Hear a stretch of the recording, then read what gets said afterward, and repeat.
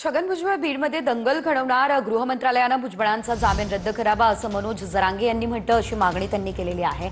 तर जरांगेलाच अटक करा, आमदारांची घरं कुणी जाळली, बीड कुणी पेटवला, हा सवाल भुजबळांनी उपस्थित केला।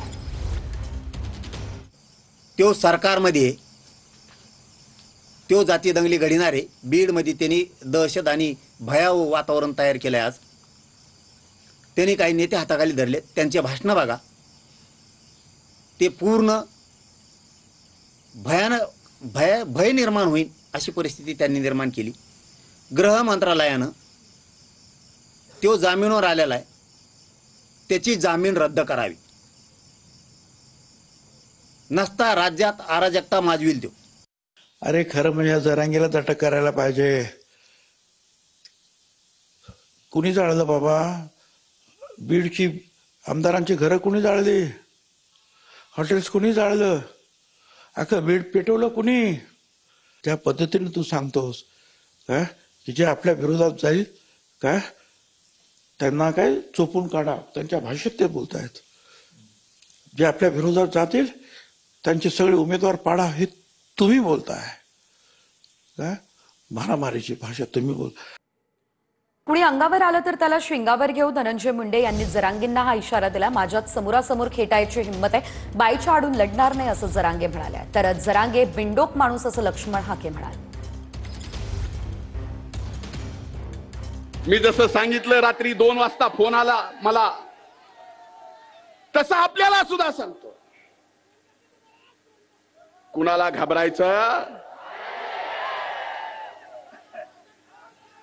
कुणी अंगावर आलं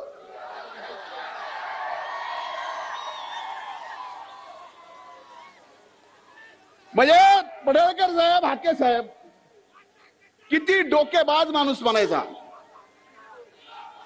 दसऱ्याचा मेळावा संपला रे संपला की ते म्हणले धनगराचं आरक्षण 94 ला जे भटक्यात दिले काढून टाका, 94चा GR रद्द करा। ह्याला GR तरी कळत असेल नीट? त्या कुटुंबावर कधीच बोललो नाही आम्ही, त्यांनी चूक केली म्हणून तुमच्यावर बोललो, तुमच्या कुटुंबावर कधीच बोललेलो नाहीत। पण तू जर तसे आरोप माझ्यावर लावित असला ना, तू काय कोणता दादा फादा लागून गेला नाही, तू माझ्या नादी लागू नको। आता 4 दिवसापूर्वी त्याची बायको येऊन गेली, त्यांनी सांगितलं लागन ते हे माझ्याजवळ,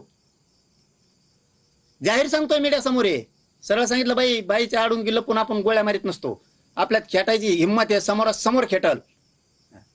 पण असं खोटं नाही करत। तुमचा कौटुंबिक वाद आहे, तुमचा वैयक्तिक विषय आहे, तुम्ही तुमचं आपलं वैयक्तिक तुम्ही तुमचं बघा।